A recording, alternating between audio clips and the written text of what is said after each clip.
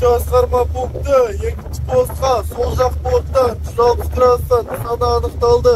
Нысана тікұшақ арағаштық шаммен 1 миль нысана бақылауда.